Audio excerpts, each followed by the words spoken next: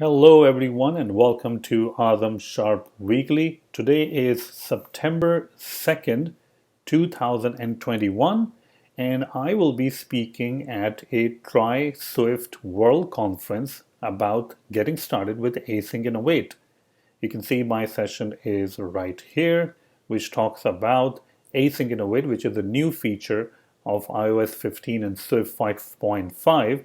And this will be a very practical session because we're going to take a look at an existing app and we will update that app to use Async and Await. But this is also an introductory session, so we are going to just cover the basic stuff for Async and Await. So now let's go ahead and see the agenda for the talk. And you can, by the way, register for the talk right over there on the button. If there are no spots available, then you can be added to a waiting list. Let's go ahead and take a look at the contents or the agenda of this talk. So we're going to start with learning about asynchronous programming, that why asynchronous programming and performing the correct operation on the correct thread is important. Then we're going to jump into tour of an existing app, which is a simple app to display stocks and some news items.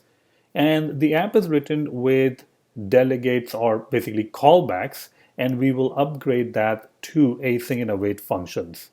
We will also look at how we can update some of the functions to use the new continuation feature of Swift 5.5.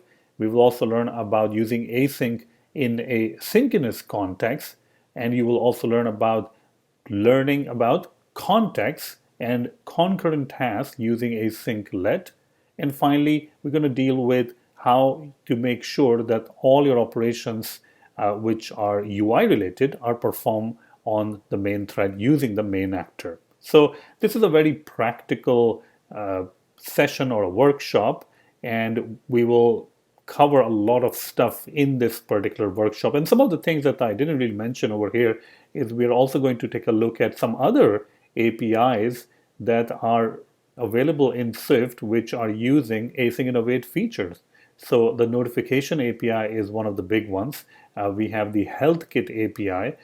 We have core data, which is also using it. So a lot of different APIs are using it. We're going to take a look at the notifications API in general to see that how that also works with async and await. So a lot of good things will be covered. And make sure that you register for the talk. You can be added to the waiting list if you want. Thank you so much.